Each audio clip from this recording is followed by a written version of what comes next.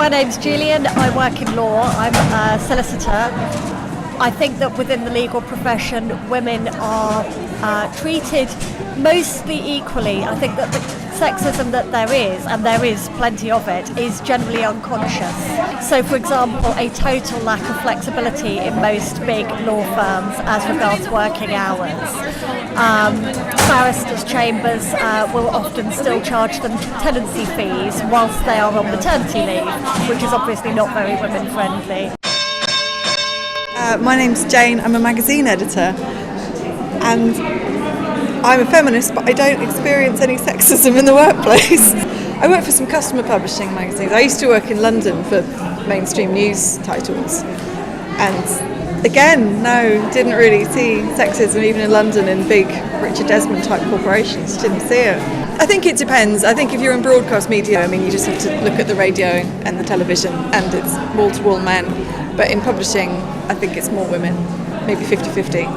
But I think it is clearly split in mostly editorial as women and mostly design as men. That's quite noticeable. My name is Zoe. I was a project officer working on kind of mapping of cycle projects and sustainable transport in London. I was one of two women in a team of 7, but we worked with a lot of councils, and a lot of my colleagues in councils were middle-aged men, so it was quite a very kind of techie middle-aged men. So and there was an awful lot of kind of, we'd turn up to have meetings with them, and they'd assume that we were there to kind of serve the tea, or like that we were like far more junior than anybody else, just because we were young women. My name is Mary-Ann Stevenson. I'm a freelance consultant. Most of the work that I do is in women's equality and human rights in kind of public and voluntary sectors. Political lobbying, certainly if it's Westminster focused, there are quite a few younger women in it, but as women get older and have children, they tend to move into other sectors just because the hours involved, the kind of late nights, you're working around a kind of parliamentary timetable, so that the problems for women in elected politics are kind of the same for women lobbyists. I'm Mary. I work in a bar. It's kind of a club sort of bar. I think with bar work, you get this kind of at a certain point in the night, people get a presumption that you're working and you clearly want to go home with someone, and them leaning over the bar and trying to kiss you is clearly the best come on in the world, and you're polite, no.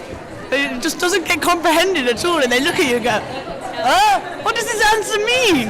And then you go and serve someone else and they go away. Well, I work in local authority, actually. I work in local government, and formally women are treated very well. I work part-time. The career structure's there. It's one of the few areas where you can actually progress up the ladder, and you have flexi time, and you have, nobody gives me any grief for, taking time off to go to school, to, go to assemblies and so on. And you can work at home if your kids are ill. So it's brilliant, really, really good.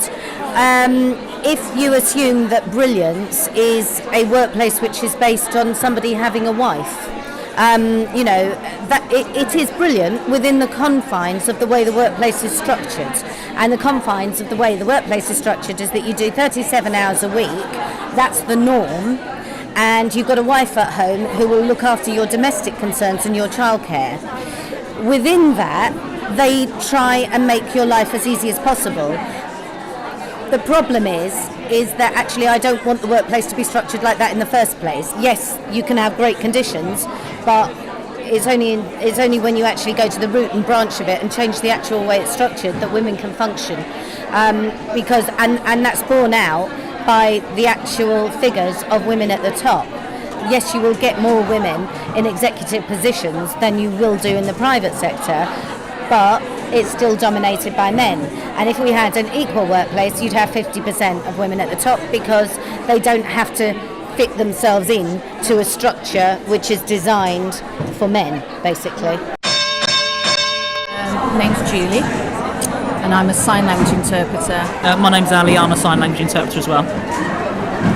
it's about 90% female. Yeah, it's dominated by women. Probably one of the few professions. Historically, a lot of interpreters came out of caring professions. Yes. And maybe that's where the women were coming, but that's not necessarily true today, so I don't know, but it still attracts more women. It pays well, so I'm not quite sure why men are not interested. Why men are not interested. But interestingly, don't you think, there's a hierarchy even in our profession, I was even though going to it's say that, actually. 90%. That you can, it's probably an unspoken thing, but I hesitate to use the word the glitterati, but some of the better known celebrity type, it feels a bit harsh really, because they're good interpreters, but tend to be men. Some of the ones that operate at the very highest end of the profession, a lot of them tend to be men. Higher level, more media exposure, higher level work, international conferences, a lot of court work, that sort of thing. You're much more likely to find men there. In our profession, they did a pay salaries survey about 3-4 years ago, and men tend to charge. Most of us are freelance. Men tend to charge a lot more. They're a lot more confident about negotiating their fees. They don't. This is what I charge, and that's Yeah, that, it's take it or leave it. Whereas when you talk to women, also men are a lot more in our profession. Women don't really talk about it as much as I think they just do it and get on with it. Men, and they keep their self-worth and value. Even in this climate, we still hear that I think a lot of women would reduce their fees beyond a male interpreter saying, "Oh yeah, I'll knock 50 quid off." I doubt that would happen as much. Yeah.